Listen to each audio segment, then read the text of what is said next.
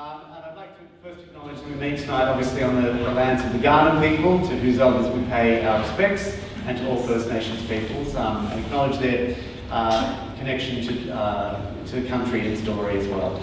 We have a wonderful panel for you tonight. As you can probably see, we're missing one. We are missing the wonderful Hans, unfortunately. Hans has just returned this afternoon from a trip to America with some flight delays. I think he has the German man flu. And so sends his apologies. So he's fallen to bed, but he said he wants to be in good voice for you when he sees you in a few weeks. So if he's watching on the live stream, we're going to make lots of jokes about you. But we do have a wonderful, wonderful panel for you here tonight to talk about Candide and the topic Optimism in Challenging Times. We have on my far left over here our wonderful maestro and conductor, the wonderful Anthony Hunt. A bit about Anthony.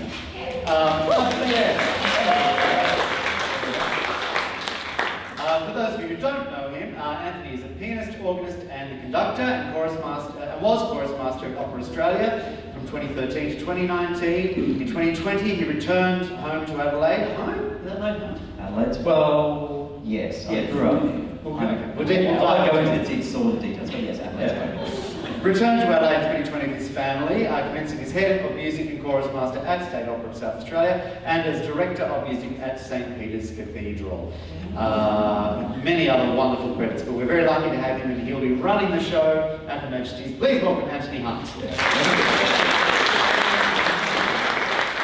Next to him we have Dr Tom Cochrane. Tom is a philosopher based at Flinders University. Tom has degrees in both philosophy and music and was awarded his PhD from the University of Nottingham in 2007. From 2007 to 2010 he worked at the Swiss Centre for Affective Sciences, the University of Geneva, where in addition to working on the philosophy of emotion and art, he collaborated on psychological experiments into musical arousal.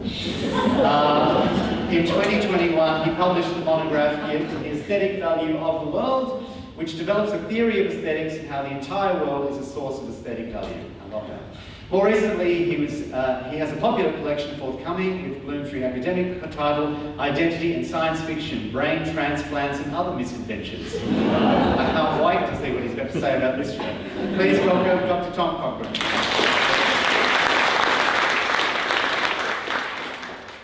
Next to him we have a man who needs no introduction. Next to him we have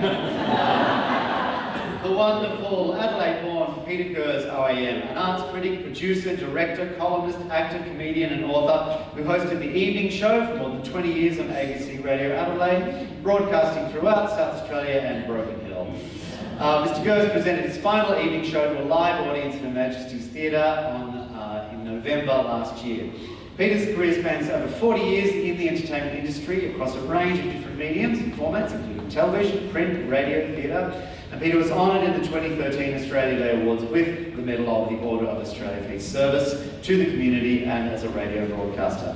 He's also currently directing Cowardy Custard at Holden Street Theatres and needs to get out on the dot at 7 o'clock. So we'll keep those questions nice and quick. Please welcome Mr. Peter. Finally, one of our wonderful cast members in this production of Candide, the wonderful Rosie Hosking, is an award-winning performer whose career spans over 25 years and has seen her perform on in musical theatre, opera, cabaret and the corporate stage, both nationally and overseas. Credits at State Opera, Adelaide Cabaret Festival, Adelaide Festival with Cameron McIntosh, who's in Family the Opera for quite a while, we might dive into that. Pop Jam Productions, Seabiscuit Productions, 6 Foot Something Productions, The Factory and Dean Productions. She studied at the Alder Conservatorium, where she is now one of the core teaching staff in the music theatre course there. And in Candide she'll be playing the Baroness, a cosmetic merchant, a Paris fashionista, a Spanish inquisitor, and a sheik. Please welcome.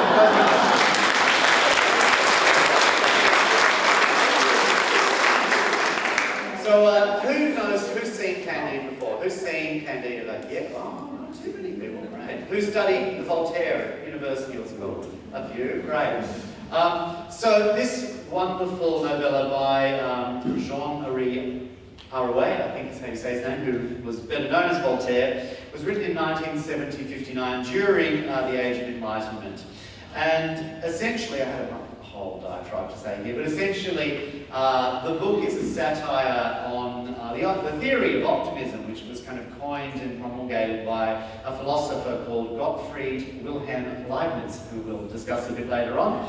2 centuries later, the wonderful playwright Lillian Hellman was reading this wonderful novella and thought, I feel similar connections between, this kind of satire on, amongst many other things, the Spanish Inquisition and what was happening in America at the time with McCarthyism and the House of Un-American Activities. And so went to her friend Linda Bernstein and said, I've got an idea for a show. And thus began a journey on what became the comic operetta masterpiece that we know as Candide. The original production ran for 93 performances on Broadway with a book by Lillian Hellman and lyrics by Lillian Hellman. From then, the show has gone through many, many iterations and it's had many adventures, much like its titular character.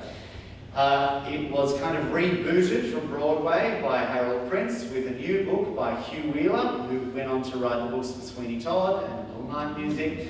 Then the famous conductor John Malcheri rebooted it also with Bernstein's supervision in a version for the Scottish Opera, which is the version which our concert will be based on. And from there, various other contributors have contributed to the lyrics as well. John Latouche, the wonderful Dorothy Parker, Algonquin table wit, Hugh Wheeler also, and Stephen Sondheim came into the mix later on as well and contributed many wonderful things. So Candide has had a very long and varied performance life, but the Scottish Opera version is the version that you'll be seeing when you come to Her Majesty's Theatre. There was a wonderful version too in 2004 that the New York Philharmonic did under the baton of the wonderful Marin Alsop, starring Thomas Allen as Pangloss, Paul Groves as Candide, Christian Chenoweth, some of you might know from Wicked, was Glinda, and Patti LuPone was the old lady. In our production, we have Caroline O'Connor playing the old lady, or as she's known in our production, the veteran but still very hot lady. We have Rosie, of course. We have fantastic coloratura soprano called Annie Aitken playing Cunegonda. Alex Lewis is our Candide. You might have seen Alex a few years ago when The Merry Widow came to Adelaide under State Opera South Australia's presentation. He's a fantastic Candide, and an elder conservatorian graduate who was a student of Rosie's called Taylor Johns, making her professional debut as Paquette. And to save money, I'll be playing Dr Pangloss. That'll be fun. And the wonderful John Longmuir, that you might have seen in the Gilbert and Sullivan Festival a couple of years ago for Soza, will be playing all the comic villains in the piece as well, a wonderful performer. And of course, the wonderful Hans will be playing the most handsome man in Westphalia, Maximilian. So there we have it. I might start with Dr Cochrane here. Now, Tom is an expert, as I said before, in both philosophy and music. You're the perfect person to talk about how Bernstein has used the operetta form to platform Voltaire's views on philosophy. Now, many scholars, the book, during the tales, Candide, we begin in Westphalia, in Schloss Ponder ten Tronk. Candide is the illegitimate cousin to Cunegonda, daughter of the Baron and Baroness. They're very much in love with each other, and thus begins a journey which takes them all across the globe with the old lady and with Maximilian and various other characters. Many have debated, they begin in a place of youthful idealism and naivety, and Pangloss's kind of view of, we are living in the best of all possible worlds. But we soon go through these adventures, and it's not a very happy world indeed, and that kind of theory of optimism is much challenged. Many have debated what the actual story is about, but I'd like to see what Dr Cochrane has to say. What do you think Voltaire was kind of satirising, and maybe what was the kind of basis of Leibniz's theory on optimism? Yeah, it's worms. I mean, the natural reading of the tale is that it's essentially about the problem of evil. That Pangloss has taken this philosophy of Leibniz that this is the best of all possible worlds and proceeds to puncture it systematically throughout the book with every conceivable evil natural and moral that we could possibly come up with. For me as a philosopher, I find it funny the way that he references certain terminology that we use in philosophy, or particularly that Leibniz introduced. Most notably, the principle of sufficient reason. So this was the grand basis of Leibniz's philosophy, that literally everything has to have a reason why it is the way it is, rather than some other way. And this was sufficient grounds to justify the existence of God, and to justify that there had to be a reason why we have this world rather than some other world that might be somewhat similar. And this was considered an absolutely iron-cast, solid first principle that you could base an entire metaphysical system upon. But this idea that this is the best of all possible worlds is hard to sustain in the face of all these evils. And so you get funny phrases like the tidal wave, with sufficient reason to kill thousands of people instantly, and fires then, you know, provided the natural causes, and for so on, more people to die. I mean, in terms of being a philosophical challenge to this view, I'm pretty sure that Leibniz would be outraged by this scandalous attack, being completely unfair, coming somewhat 50 years after his life as well. That's hardly sporting. But we have this contrast between this high-level metaphysics, this high-level vision of what the world is, coming into conflict with just the on-the-ground facts. And that, for me, is the big tension or narrative kind of driving the story that's constantly pushing against this metaphysical idea. Because at every juncture, like we were doing the trigger warnings, these days we have to do trigger warnings on what's contained in the show. And if you actually completed a full list of trigger warnings in Candide, there's war, inquisition, rape, ravishment, prejudice, colonisation, slavery, earthquakes, volcanoes erupting. You could probably describe it as casual war, casual slavery, casual... It's a host of dreadful things, isn't it? But I think to your point, Tom, about everything has sufficient reason, one of Voltaire's points is that there is no reason to many of the things that happen in the world. Well, I think Leibniz would have something to say about that. I mean, for any given evil that you can point to, Leibniz doesn't claim that that particular thing could be better. We could always imagine that there wasn't an earthquake in Lisbon, whenever it was, 1765. But we don't know what would come with that. We don't know what the consequences would be of that particular event being different. It could be that we'd end up with a much worse world overall. Or, you know, if God came in suddenly and took away the pain and suffering in some particular event, what would be the impact of that on our world? It could end up being a much worse world. There's also some, you know, how do you know what counts as good and evil? At least from God's perspective. We tend to assume a somewhat hedonistic idea that good is just the pleasure of human beings, but God might have quite different ideas about what counts as the best of all possible worlds. Leibniz in particular had quite an aesthetic idea about what makes a good world. He had an idea that it would be the world that produced the greatest variation from the simplest laws. So he imagines, at some points, God as being a geometer that perfectly constructs these geometrical problems to create all this marvelous variety. From an aesthetic point of view, war and disaster and plagues and, you know, torture, all these things are wonderful to make wonderful from God's point of view, right? They produce all this wonderful complexity. Change things. Actually, Peter, I might throw to you there. What you have been involved in a production of Candide, which we'll hear more about in a second. What's your view on what do you think is the point of the show? Is it to point to this kind of these notions of good and evil and arbitrariness? As Mitchell said, it was first produced in 1956, directed by Tyrone Guthrie, a great director, now almost forgotten, sadly. And various iterations. I think it was a musical originally, which was parody of opera, and has become more and more operified through various iterations. But I think it's a piece about irony, just basic irony. The best of all possible worlds is never thus. You know, and some, I don't know whether you're doing this, but one of my favourite bits in the show is when right at the end, when everybody seems resolved, this little group has decided to settle down and cultivate their garden, which is a key point in the book. You know, we must cultivate our garden, and how true is that of the world and ecology. And they've settled down, they've stopped, and they sing this beautiful anthem, Make Your Garden Grow, the best number in the show. And then in some productions, when that finishes, the cow dies. And they say, the pox. And that's the end of the show. Are you doing that? No cow in ours, but we might put one in the foyer. But I missed that, because that's the final piece of irony. But what's it about? It's like, you know, there are only two plots in the whole world. One plot is a person leaves home, and the other plot is a person leaves home and comes back. There are only two plots. And it's that, isn't it? He leaves home and comes back. So, yeah, what did you ask?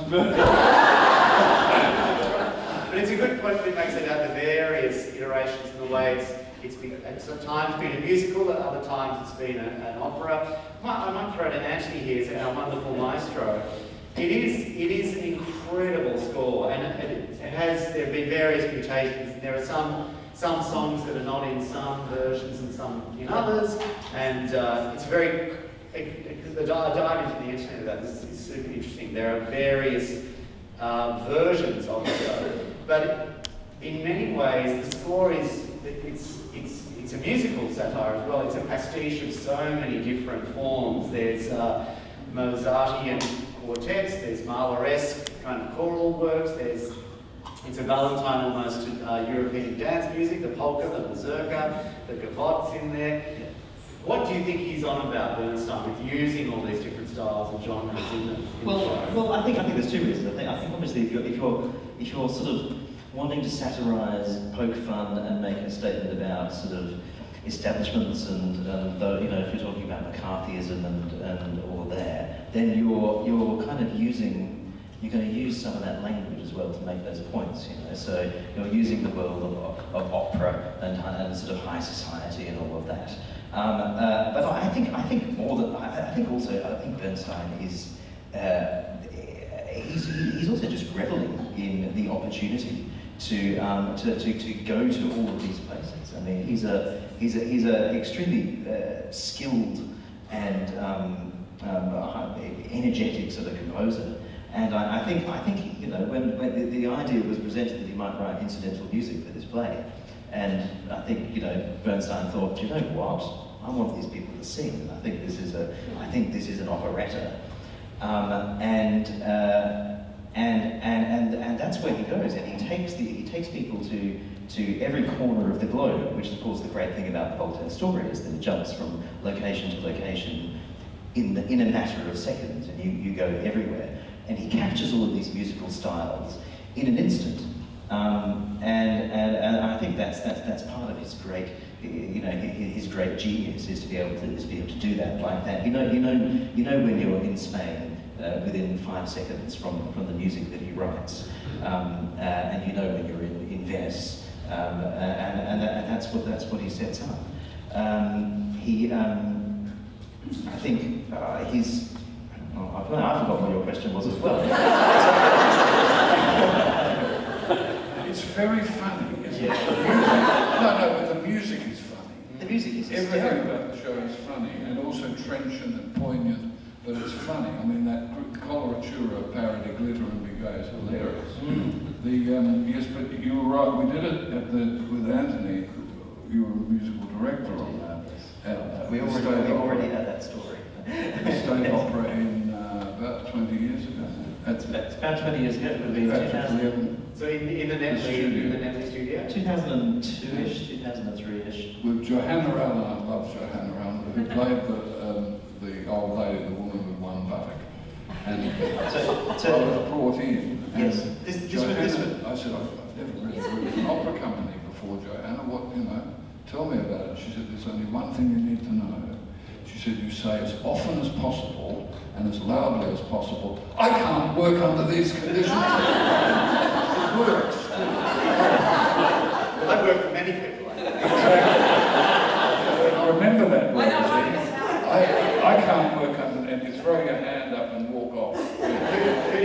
play in this production? Well, I think I played the Grand Inquisitor with a couple of lines in Auto de Fe. And you were the Archbishop. The Archbishop. Who has a death scene, no lines and a death scene. So there are two death scenes in this slightly ridiculous operetta that come in very quick succession. And the first is the tremendously rich Jew from Lisbon, which I had the fortune of playing. I had to get up from the piano and put on a funny hat and a few lines, and then I got to die. Very, very exciting. But the difficult thing about the role was that I had to remain on stage when then Peter Gers would come on stage as the Archbishop, and he had a few lines, and then he died. But the deal was that Peter's death took about 3.5–4 minutes every night. There was a lot of leg twitching, extra little. It was a lovely frock. Beautiful purple shoes. I love those purple shoes. And in time-honoured show business tradition, I should have stolen them from the wardrobe. You would have done that, Rosie. Oh, absolutely. Yes. Please know I've got purple shoes. I've got purple shoes in this. I had a costume fitting this afternoon, and I'm in a pair of Gwila Tibbers purple shoes. If you remember Gwila, she was one of the voice teachers when I was at the Early Conservatorium. So I'm very honoured to be gracing the stage in purple shoes. And Gwila Tibbers no less, so I'm very excited about it. Peter, you will be very happy to know that as the tremendously rich Jew from Lisbon, I had to wear a ridiculously large golden hat, which a couple of years ago was being thrown out from the State Opera wardrobe, so I took it home, and my daughter now. I think there's another story about this production, is there not, Anthony, about one of your other castmates on the production who you've never worked with before? Oh, okay. So okay. Of course, I see where you're going. So Candide is actually very, very, very close to my heart. So the idea with this, we were students. Essentially, there was me, myself, and young Patrick Lim as young impresarios at the Opera Company. We put this show on because we wanted to give some opportunities to our friends to do a performance in the studio there, so we put on this show. And I arranged the score for 2 pianos. There was 2 pianos, so I was at one of the pianos, another pianist. But in the second half of the show, we go to Venice, and there's a waltz. And I was asked to get up and participate in the waltz, which is great. And I was paired with a lovely young lady, a young soprano by the name of Jessica D, who was my dance partner. And I can't dance to save my life. And so we had to have quite a number of staying back after rehearsal, extra rehearsal. Anyway, we celebrated our 18th wedding anniversary. Well,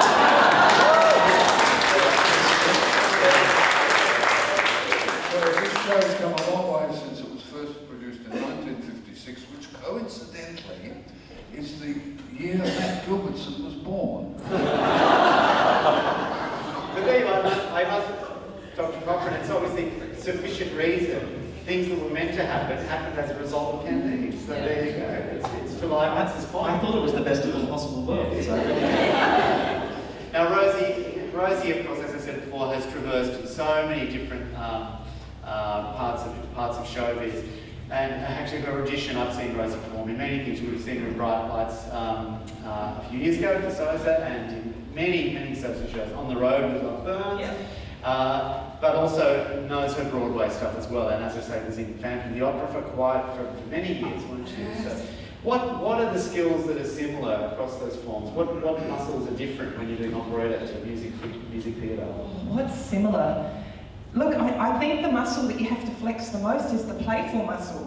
I really think when you're moving across different genres, it's realising that as artists, we build skills, and we build skills vocally. Like, we make sure we've got an extensive palette of vocal colours. We build skills physically. We make sure we have all sorts of ways to express ourselves physically. We look into all the different ways we can express ourselves emotionally.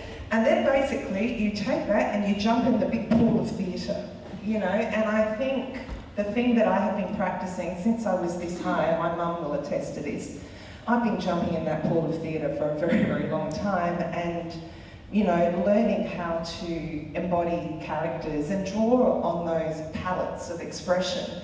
But then, like in something like Candide, you've got to consider the context of that pool. You've got to think of the story, you've got to think of the world you live in. And so it's, I guess when it comes to similar, it's finding the ways, it's finding that playfulness and understanding how to channel those skills in each of those contexts. I think, I'm trying to think of more similarities. I think the vocal aspect for me is something that's always been a huge passion for me, and understanding that I have a voice that is made up of structures, and I can learn to use that voice in so many different ways. We can make sounds that are operatic, we can make sounds that sit more in a musical theatre aesthetic, and it's understanding that that one voice can do many, many things as well, and that's been a fascination of mine for a very, very long time. I think it's one of the great things about the score of Candide is that it crosses all of those genres in a sense, and you can sort of do it. You can do it in lots of different ways, and you can cast it in lots of different ways with lots of different types of voices, and it can really work in all sorts of different ways. The chorus writing, for example, is actually really very, very operatic, and it's quite big. It's really big singing throughout the night, but not always. Then you also have sort of patter songs, there's this huge variety. What Rosie also did at Royal Edition, like as Peter said, the score is very funny, and you know it's funny lyrically, but funny musically as well. Like there's a song called "You Were Dead, You Know," when Kevin kind of to realise that they're you live still. But Rosie did a wonderful song called Never from a musical called On the 20th Century. I don't know if anyone knows it, that Madeline Kahn did on Broadway, which begins in a very kind of sassy, you know, jazzy belt way, but ends with kind of coloratura notes at the end. And we're like, oh, tick. I am betting for you, actually. That high note at the end is not in the score. Oh, additional notes. I'm happening in my show. That's great. So maybe back to you, Tom. In terms of, it's so interesting how many pieces of art or pieces of theatre rely on great works of literature and great philosophical tracks to kind of then go out into the world. What do you think it is about works like Voltaire's Candide, or indeed other philosophical works that kind of lend themselves to being adapted theatrically?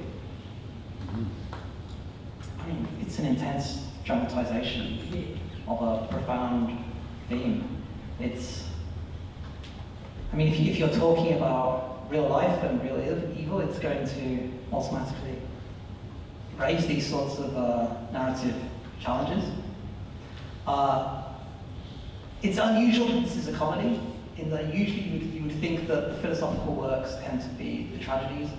They're the ones that get people into their most profound sorts of reflections on human nature and the cruelties of chance. But the fact that this is done in a comic way, I think makes a huge difference to the impact that it has, and just the whole narrative of the story. As you say, they come back home at the end and they have their garden and it all seems well. But it's funny, isn't it? Like the notion of we're having a funny musical song about a Spanish Inquisition, about torture, about being harmed. Right, so yeah, very this is the disjunctive. ironic aspect of it. But it's a romp, isn't it? Yeah. He wrote a romp, which is also a satire of a philosophical concept.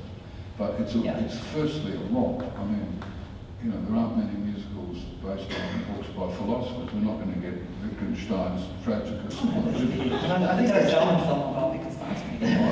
There's a German film about Wittgenstein's pretty good. There's a few good films about philosophers. Musical. No, you're right. There's an alien that plays a xylophone. You never know. I thought, we'd get a musical called Urinetown. It's all about an American president no one's ever heard of, Alexander Hamilton. I think there's something there though, in the sense that it's a romp, because you're talking about. To make the point that the book makes is you have you have to have a relentless cavalcade of horrible things happen. You know, that's sort of the point of the book, is how can it be the best of all possible worlds? There is just too much horrible stuff that happens. And you know, nobody wants to go to the theatre, or maybe they do, but nobody wants to go to the theatre to see 2 or 3 hours of horrible stuff happening, you know, non-stop. And certainly obviously Bernstein did. And I think you can get that at home. He does. Thank you, Peter. He does have this great sense of sort of optimism and warmth and belief in the human spirit that comes through in the music. Because it's funny, because despite all these terrible things happening, these people are still positive. That is the human nature. Yeah. Pangloss's nose falls off through syphilis. Let this be a lesson to us all. When you've got a nose as big as mine, that would be mercy. It's worth pointing out, how many operas do you know that have songs about syphilis? Because this one actually has 2. But it is interesting where the piece, as I say, goes from a place of idealism. The songs in Act 2, you've got songs like What's the Use, the song called Words, which is not in this version, but songs a song called Quiet, where people start to go, hang on a minute, like the world that I thought existed is in fact a world of great evil, of great banality, of boredom, of betrayal. So the whole show flips actually, and for me it gets funnier as a result, because suddenly in Act 2 people go, this is not what I imagined. And as you might know, Candide comes across a place in South America called El Dorado, which is like the supposed paradise, and arrives there. And I think this is in Voltaire's book too, like even in a perfect environment, it's boring. And he goes, what actually Candide seeks is, he leaves El Dorado because he goes, actually what I crave is not perfection. We as human beings crave the next adventure, we crave the next thing. And that's really interesting to me, because even though he finds perfection isn't all it's cracked up to be as well, which I think is a deeply philosophical kind of... Right, I mean, if he's rejecting even happiness by the end of the story, it's like, let's just get on with things. That's very profound. Yeah. Chekhov said that any fool can survive a crisis. It's the day-to-day living that wears us out. And ain't that the truth? And if they're surviving crises, you know, they're used to crises, they're inured to crises throughout the entire book and show, aren't they? So day-to-day living is boring. But it's interesting, I kind of find the end is another whole notion of like, we must cultivate our garden, this beautiful song there called Make Your Garden Grow. But in a way, it's quite a Buddhist take as well, because ultimately it says the only thing on which we can be sure of in life is pain and suffering, change and arbitrariness, and all one can do is actually live with that. Anyone have a view about what the ending of the show might mean? Bernstein writes his own lyrics, doesn't he, for the last chorale that they sing just before they come out and grow, and the chorus sings, life is neither good nor bad, I've forgotten. Life is life, and all we know, good or bad, or joy and woe, good and bad and joy and woe are woven fine. And I think, you know, I mean, I think that's of course where he's going with all of this at the end. And I sort of sum it up a little bit as you know, we can't explain all of this, all of the misery and the woe, and we just have to get on with it and do the best we can. And that's sort of ultimately the... There's an ecological spin. Well, I mean, you know, let's cultivate our garden. Cultivating the garden it can be read in all sorts of ways. It's a spiritual garden. It's a family garden. It's your life. It's you know, I read it as that's your duty. You know, rather than religion or anything, you want to make life better for not just yourself but those around you by cultivating the garden, which benefits all. You know, that's I think the bigger picture of the image of a garden.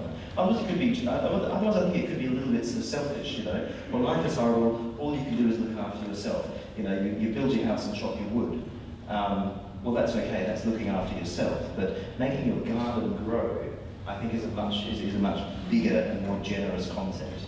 Tom? I have rather mixed feelings about the message at the end. On the one hand, yeah, I totally endorse all the things you're saying, and just the sheer down-to-earthness and practicality of it is also very important. But on the other hand, I dedicate my life to having wild ideas about all kinds of strange things beyond my immediate environment. And I don't know, maybe I can call my God and doing philosophy. Well, okay, I'll go do philosophy, right? Maybe I can reconcile myself in that sense. But Well, I think he says there's all the way always through, time like, to travel is say- the thing as well. He wouldn't embrace being his God unless he had gone through all those troubles and he had seen the world in such this enlarged sense. That's why the cow has to die. Because they found this ideal, and they found a place of peace and redemption, and they're working with it and living it, and then the cow dies. You know, there's always a drought, there's always a flood, there's always a fire, there's always a catastrophe, isn't there? Yeah, I mean, certainly in terms of living well, there's that whole dimension to it, that you will never achieve perfection, deal with what you've got. But there's also this big theme in Voltaire that it's this skepticism about existence. It's like, okay, yeah, you can debate about all these things all day long, but in the end we have to stick to the facts that we have right in front of us. And I'm not always sure that, I'm always with that. Sometimes I think, no, I want to speculate a little bit, I want to think about what the bigger picture might be, but that's because that's my job. I would argue, Tom, that by doing all the thinking for us, that you are enriching you're enriching our soil. But it's true that, like many have argued about the canon, because also there is like a reductiveness about the end as well, like which is belied by the beauty of the final song in this version. So I think Bernstein's view was like, this is what we must do. But I think there is a notion of like, it's kind of reductive to go, all I can do is concentrate on my circle of interest.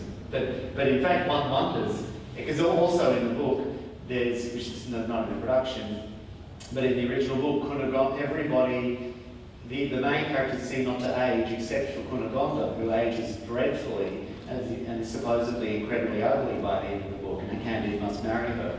So there's a notion of that Candide may soon leave this garden in any case and go back into travelling, because actually what he seeks more than anything is a kind of broader exploration of the world and its ideas. What do you reckon, Tom? That never occurred to me that he might leave. I thought he was definitely going to stay with Candide. He's got that faithfulness of character. That never entirely leaves him. Although he's constantly punished for his faithfulness and his honesty all the way through. He never gives up. And his life never changes for Cunegonde either. Yeah, so I guess I have an optimistic sense of his character.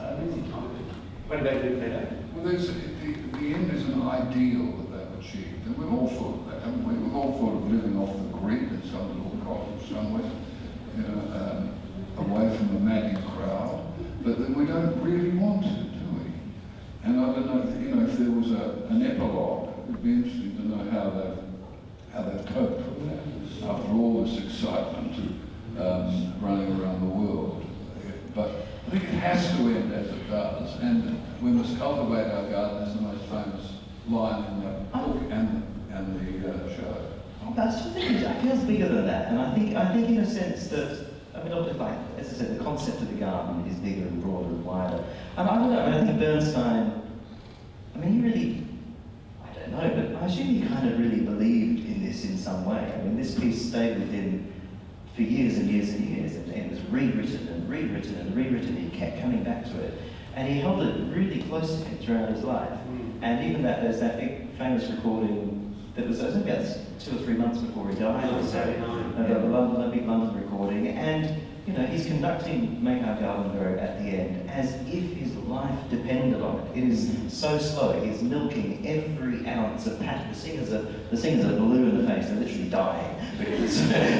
But he's, it's an intense experience for him. I think the fact that this message is being sent out to the audience, in a sense. He writes this great big chorus to wash over the audience. He's sending this message out, and it feels wrong that the messages will, go home and look after your chickens. It's sort of bigger than that. Yeah.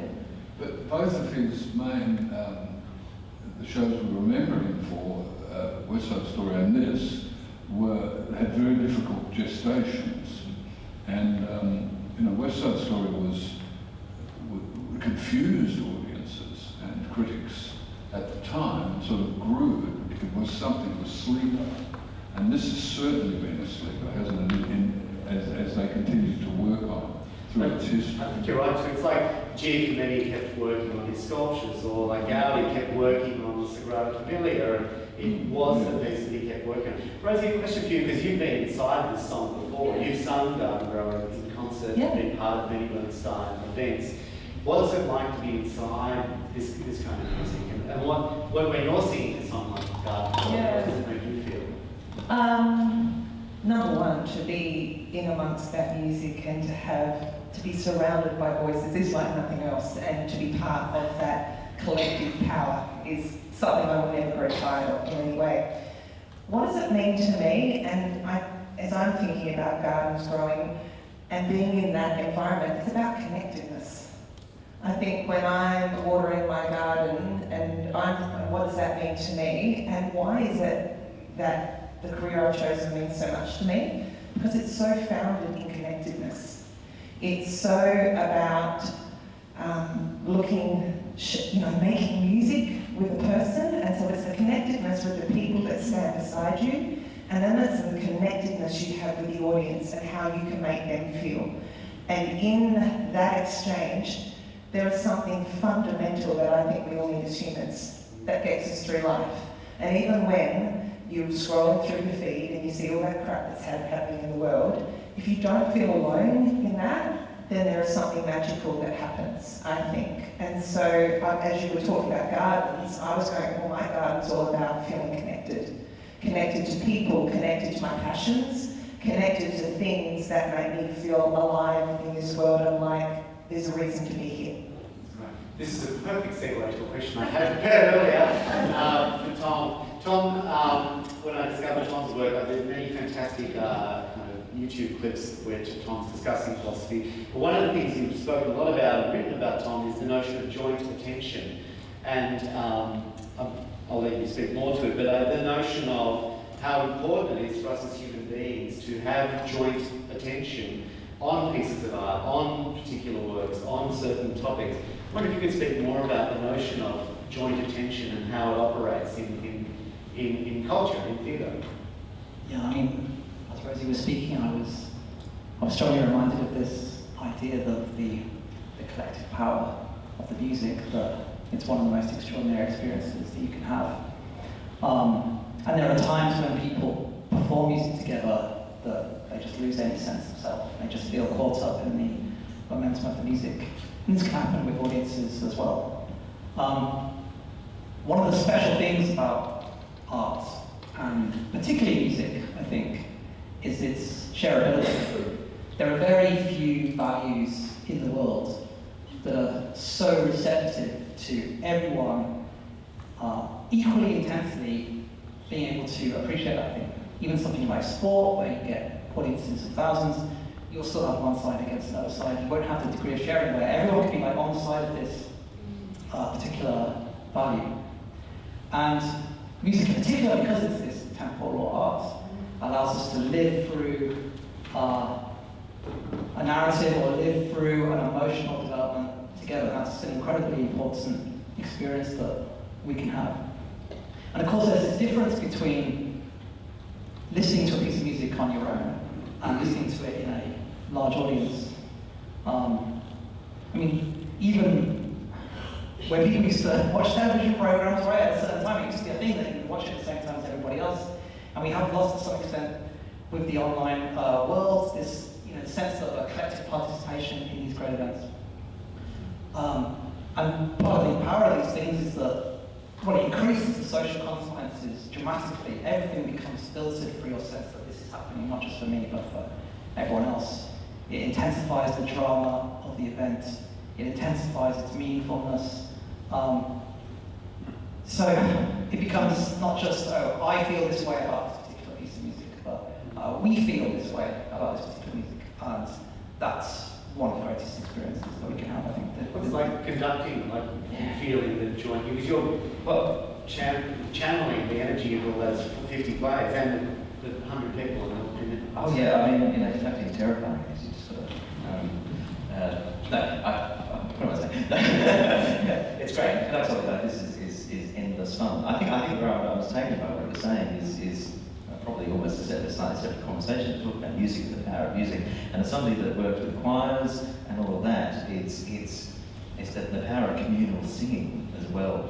And it's an interesting thing that I feel that as the decades have gone on and we're in a more secular society and we don't all be going to church every weekend and all those sorts of things, that the regular communal singing that comes from that has its roots everywhere in human life, in tribal life, in folk life, in nursery rhymes, in everywhere, in religion, all those sorts of things. It feels like that's really quickly disappearing, and music is now something we do on our own in our headphones, and that's kind of a little worrying. I think there is something missing that is gained by that shared experience. I don't think it'll ever disappear. I think there's a hunger for it, no matter what happens. I hope so.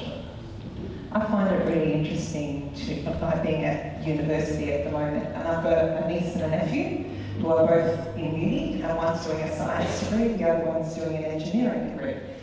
And I was talking to my niece the other day, and she's at second year uni, and she said, I'm yet to meet anyone in my course because most of the lectures are online.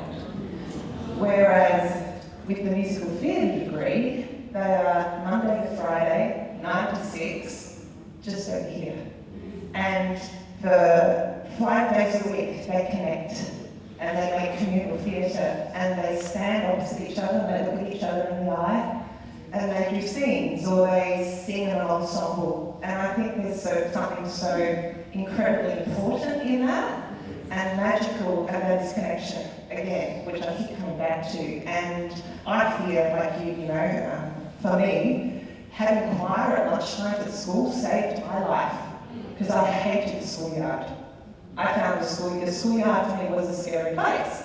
And as soon as I discovered singing and choir at lunchtimes, I found my tribe.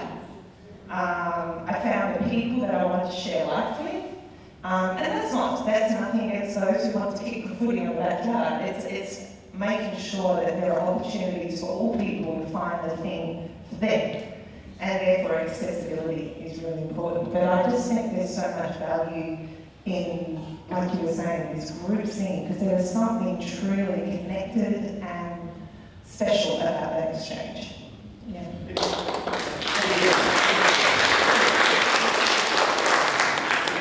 Mr. Gers here is probably the most prolific theatre goer and lover and maker in South Australia, has seen it all and has watched various kind of artists work in many careers and has seen many of the concerts and shows which we discussed. So I wonder, Peter, your knowledge of Bernstein and Sondheim and the great composers is so immense. I know Bernstein was here. This year will be the 50th anniversary of Bernstein performing and conducting at the festival theatre. It was, according to some, when he got a Walk of Fame, Sarah, a few years ago, there was an article about him being taken up to the hills and being fed all this wonderful wine and being, all the better for it. I wonder, Peter, do you think, having seen other productions of Bernstein and other works of his in Adelaide, what impact do you think he's had on Adelaide in particular?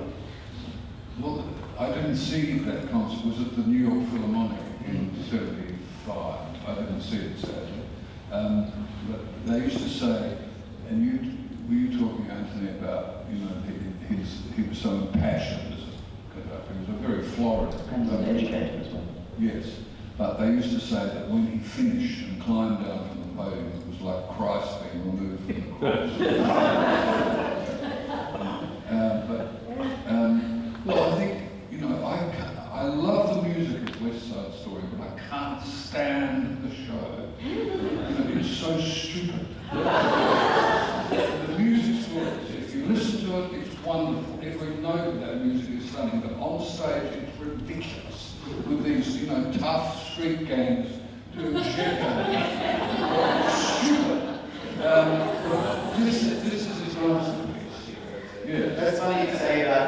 conductor, he has a quote, Bernstein says, life without music is unthinkable. Music without life is academic. That is why my contact with music is a total embrace. I can do things in the performance of music that if I did on an ordinary street would land me in jail.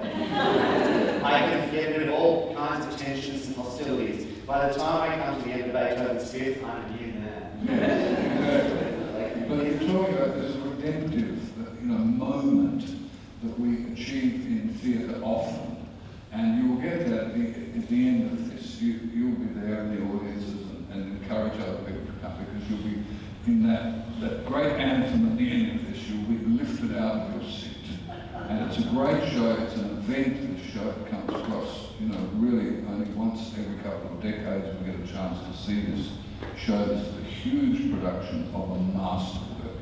And bravo to the State Theatre Company and Mitchell and the State Opera for doing it.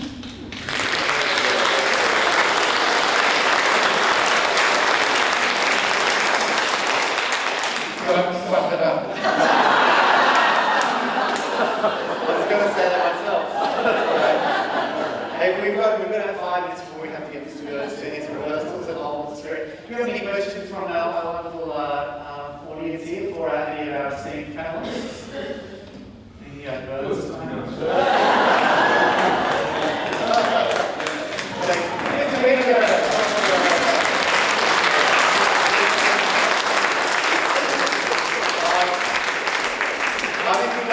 Thank you so much for joining us, and thanks to those on the live stream for joining us as well. The season's going very well, but there are seats. We just opened up the Grand Circle at some of the performances, so there are some cheap seats in the Grand Circle now available. So if you haven't booked already, there are still some seats there.